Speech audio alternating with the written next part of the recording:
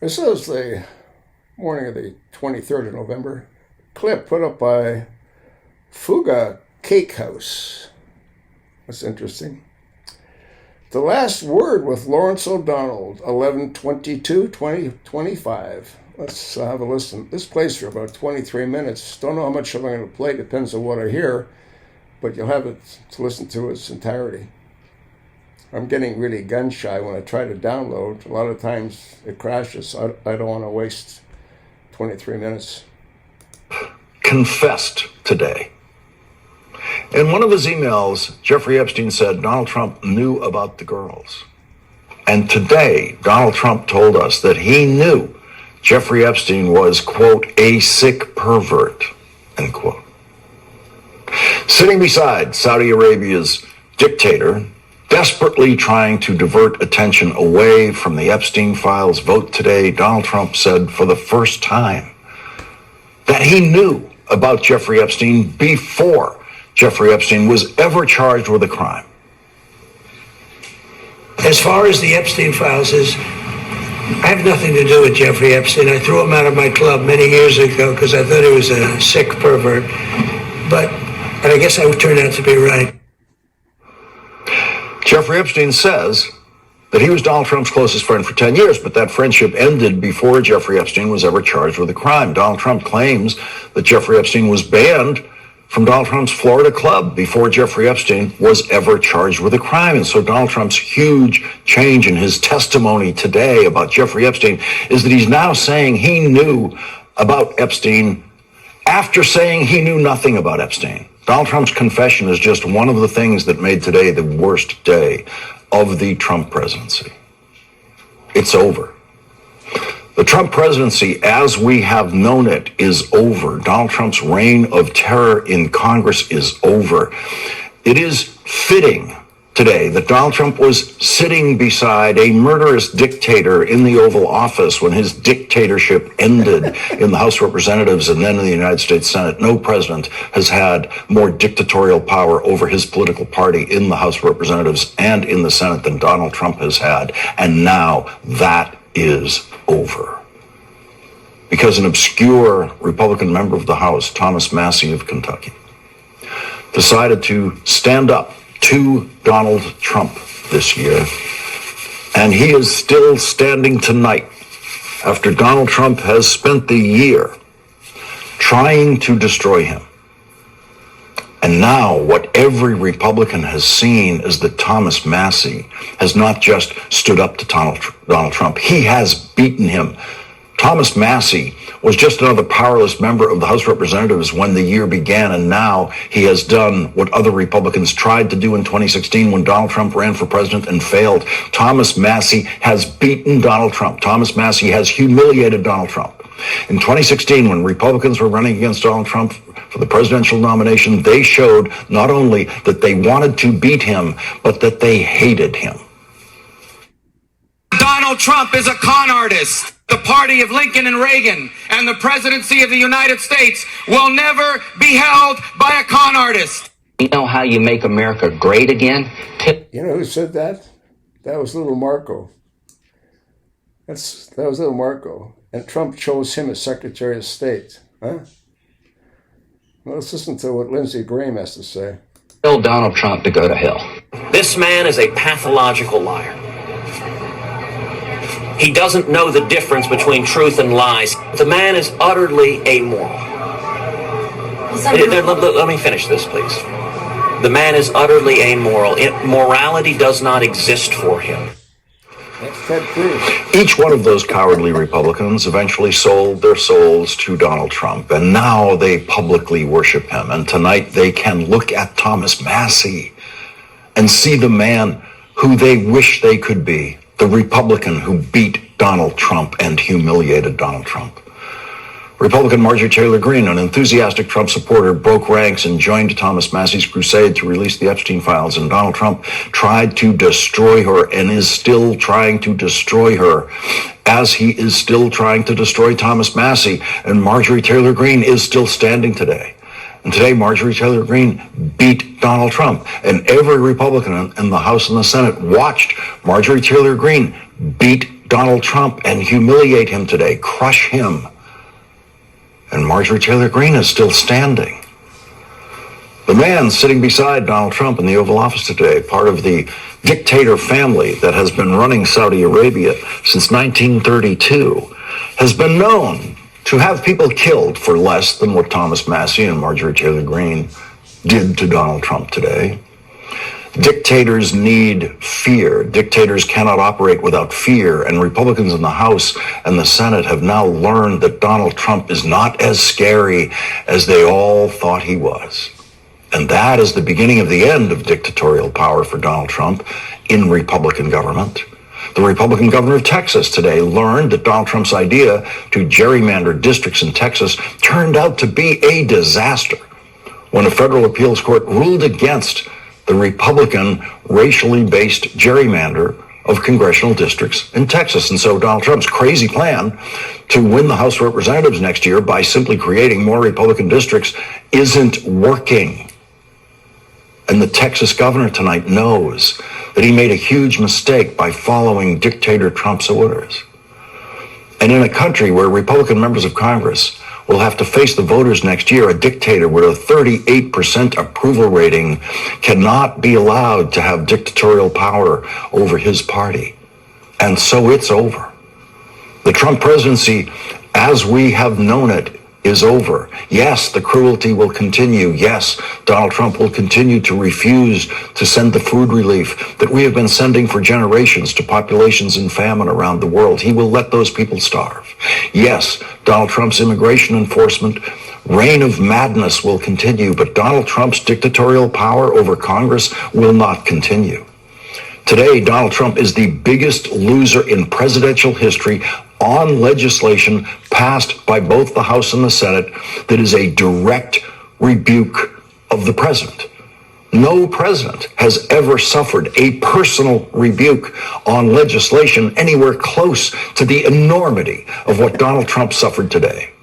A virtually unanimous vote in the House of Representatives, with one obscure member of the House from Louisiana voting against the release of the Epstein files, with 427 votes, including Speaker Mike Johnson's vote to release the Epstein files. The vote Donald Trump never wanted to happen. Mike Johnson became the most humiliated speaker in history today at the end of a House vote. No speaker in history has ever spent a year in opposition to legislation and then, at the last minute, joined a basically unanimous vote in favor of that legislation that he opposed every day until that day.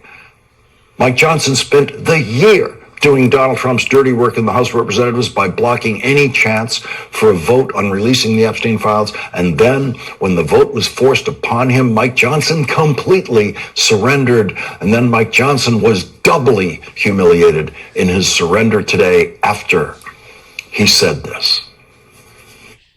I called my counterpart in the Senate, Leader Thune, and I talked him through this with him and shared our deep concerns. And of course, they share those concerns as well. And so I'm very confident that when this moves forward in the process, if and when it is processed in the Senate, which there's no certainty that that will be, that they will take the time methodically to do what we have not been allowed to do in the House, to amend this discharge petition. That was Mike Johnson's excuse for reversing himself today and voting for the release of the Epstein files. He was guaranteed by Republican Senate Majority Leader John Thune that the Senate would amend the bill passed by the House and include the kind of changes Mike Johnson insisted were necessary. He actually said, I called my counterpart in the Senate, Leader Thune, and I talked through this with him and shared our deep concerns. When I heard that, I thought, well, for sure, the Senate is going to have to add amendments or try to add amendments.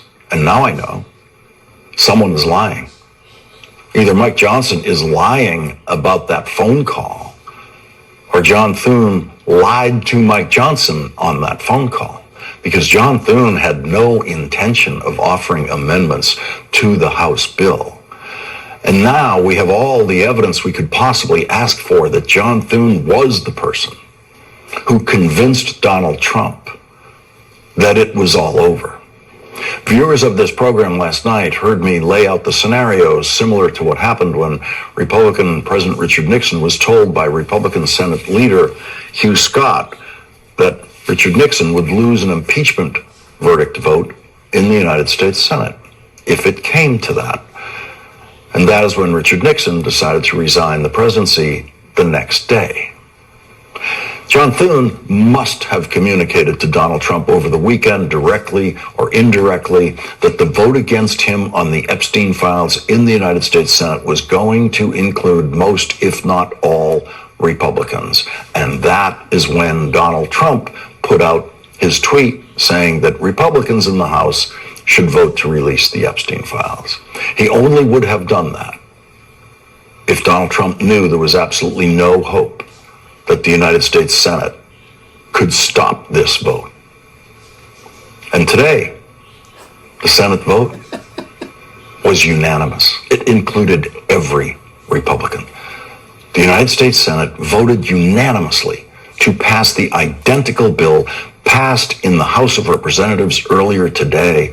And so John Thune gave Mike Johnson his final crushing humiliation of the day, a humiliation that every member of Congress will remember.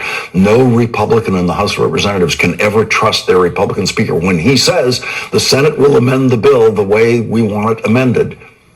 You get to lie about that once as a congressional leader, and you will never be believed again. Mike Johnson is the smallest Speaker of the House we have ever seen, and I don't mean physical stature. I mean he is the smallest influence on the House of any Speaker we have ever seen. He is not, never has been, up to the job. The job is too big for him.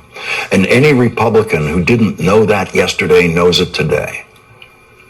The first time I heard the word unanimous in describing the House and Senate votes on the Epstein files was when I heard myself say it right here last night on this program when I asked Congressman Robert Garcia if the vote in the House of Representatives might be unanimous. And he said, yes, that was possible.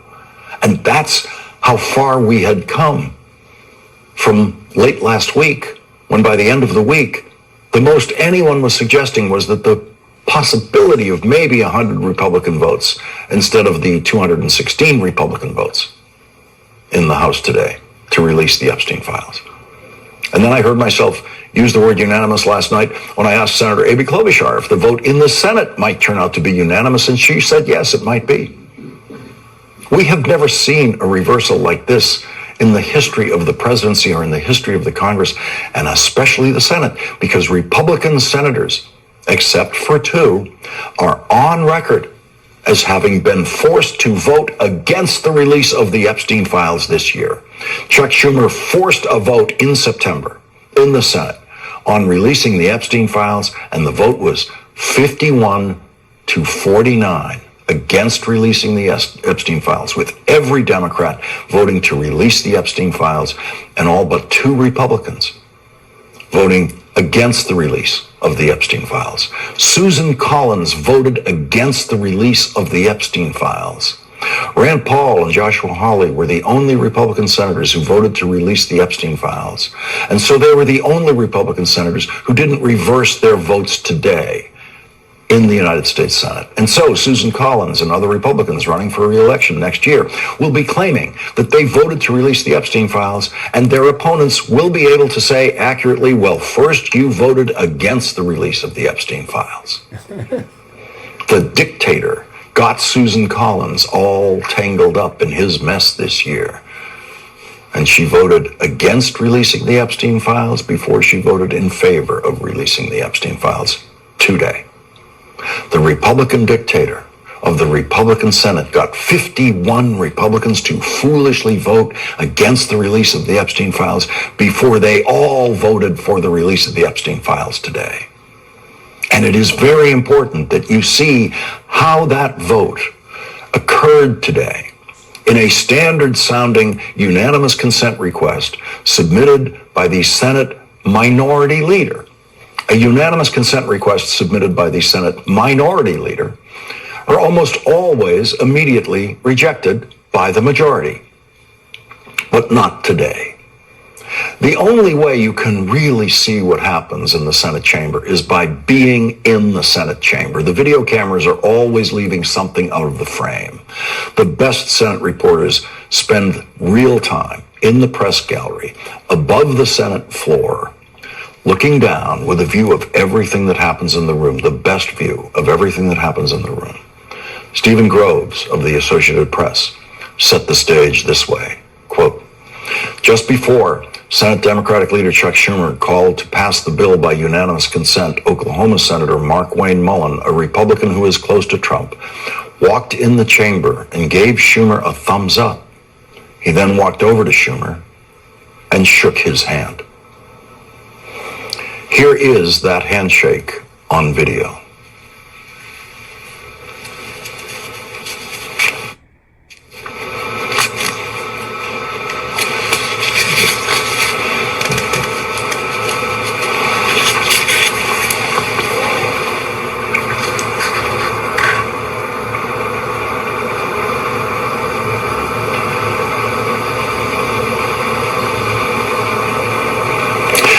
Take a look at that picture of the Senate floor after the only Republican in the chamber, Mark Wayne Mullen, has left. That desk in the front row across the aisle from Chuck Schumer is John Thune's desk on the Senate floor. That is where John Thune or one of his lieutenants is supposed to always be to object to any unanimous consent request by Chuck Schumer. John Thune knew exactly what Chuck Schumer was going to do and when he was going to do it. He knew it for 2 hours, more than 2 hours before Chuck Schumer did it. Chuck Schumer had publicly announced exactly what he was going to do. And surely, as we can tell by Mark Wayne Mullen's handshake, Chuck Schumer had told John Thune what he was going to do. He said it publicly at 3 o'clock. John Thune told every Republican member of the Senate that the unanimous consent request was coming. They call them the hotlines. It is the way the Senate leadership in each party communicates with every member of the Senate about what is happening next on the Senate floor. They use the same landline telephones that have been in the Senate offices since the invention of the telephone, and those phones alert every Senate office that there is a unanimous consent request, and every senator can give his or her consent through those telephone hotlines without. All right. It looks to me like Trump's got to realize the fat lady has sung. It's over for him. But he needs to be removed, and he needs to be sent to prison. He'll go down in history no matter what happens as the worst dictatorial president ever. Never mind being a convicted felon. Too bad Lawrence O'Donnell isn't running for president. Then again, I think he's like 74 or 75, so he's probably getting a little bit too old. But he'd make one hell of a president, I'll tell you. I'll attach the link. And Susan Collins, she's worthless. I made countless videos of pretty much all of these worthless senators, and she was one of them. I can't do this alone, folks. Pass it along, and thanks for listening.